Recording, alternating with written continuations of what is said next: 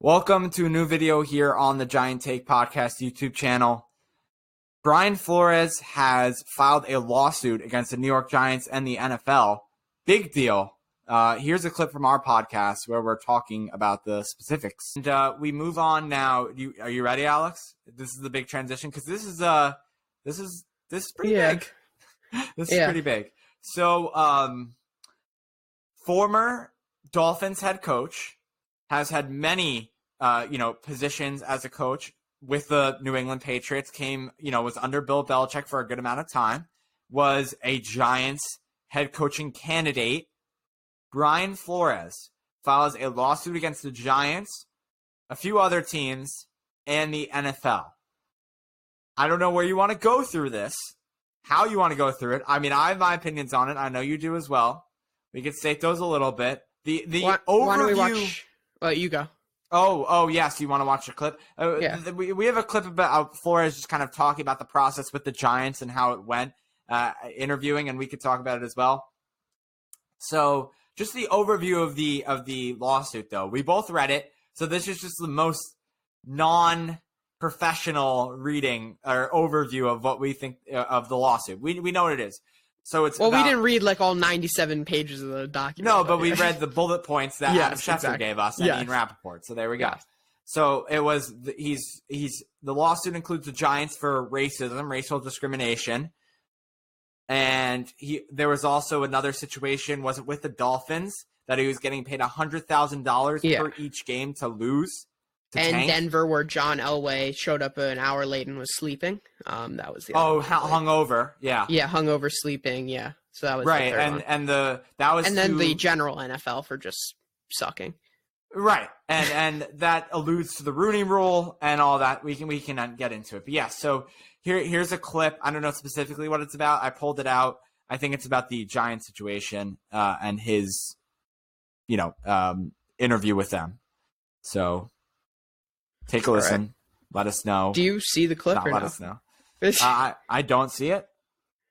Oh, God. All right, let me try it again. But, yeah, this is...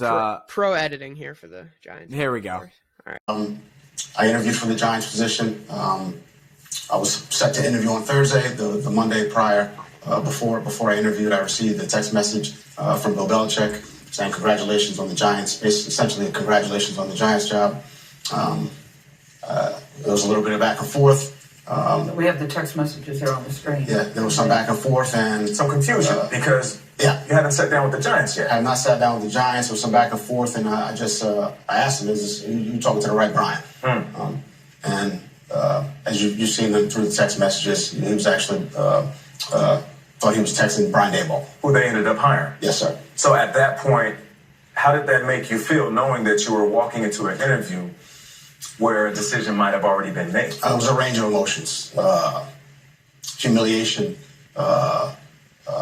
disbelief, anger. Now I've worked so hard to get to where I am in football, to become a head coach. Put 18 years in this league, and it was to go on what was going to be what felt like or what was a sham interview. I was hurt. And, but you went knowing that you probably weren't going to get it. Why did you continue to go? I think there's still hope. Maybe it's call it the audacity of hope. I have a belief that there's good in people. I just do. I mean, I think it's funny how this all started from just Bill Belichick being the older guy who doesn't normally use his phone, texting the wrong Brian. There's that for starters. Did you see the meme with, the dog on draft the dog night in the chair. Years, and that was who was texting? Yeah, okay. So come on, Bill. I don't know where we want to start with this. I'll read the text specifically for our audience here. Here are the texts between Brian Flores and head coach Bill Belichick. I'm trying to pull them up. Here we go. So Bill Belichick texted Brian Flores saying, "Sounds like you have landed. Congrats." And obviously Flores, not even having the interview with the team yet, texted back, "Did you hear something I didn't hear?" And he texted Giants and then a bunch of like exclamation points and question marks.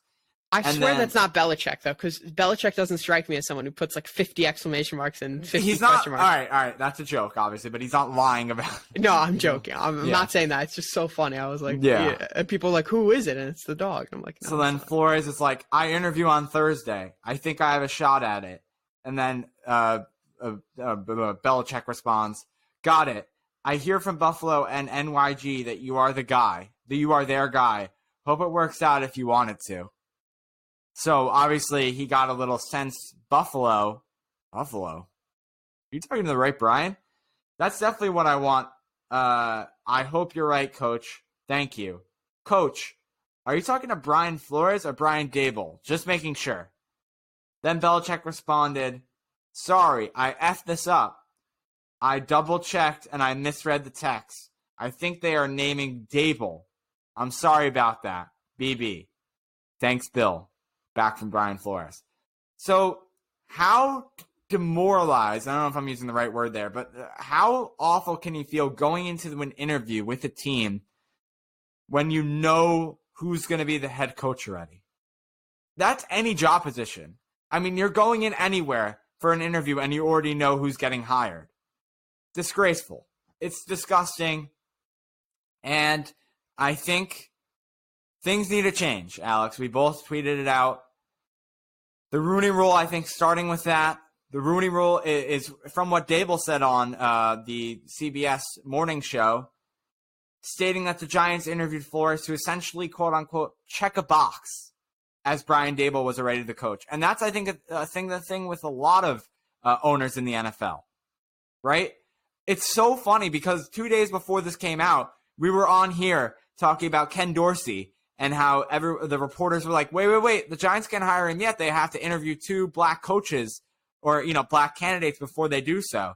And Alex, you were saying, how bad is it to bring in those 2 guys when you already know who it's going to be, who your coach is? It's stupid. So the Rooney Rule, if anything, is just making it worse. It's making it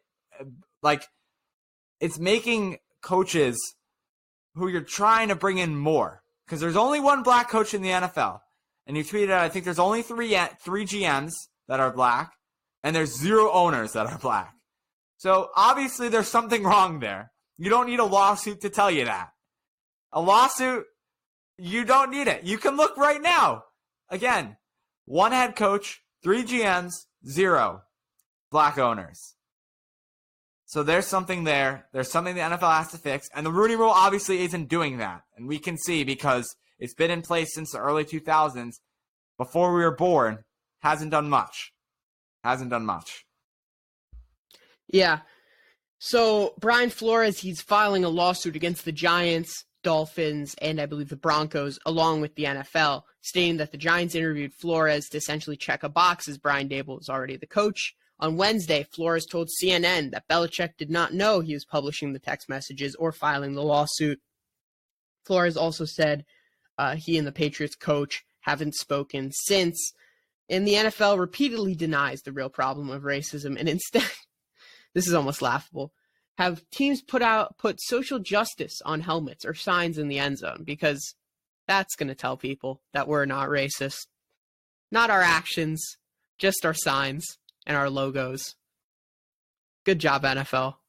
That honestly starts at the top with Goodell. I mean, I know we like to... Oh, Goodell is a sucker. All right. No, fans want to make fun of him, for the actions that he does. I mean, but think about how he deals with racism in the NFL. Instead of actually going full on at the problem, he ignores it, puts it to the side, and says, "Here, this will make a difference. Let's put it in our end zones, in the back of our end zones. Let's put it on players' helmets. Let's not actually go out there and fix that there's only 1 black coach in the NFL. Let's just ignore that problem and try and avoid it completely." That's what he's doing. And that's what Flores wants to change by putting this lawsuit forward.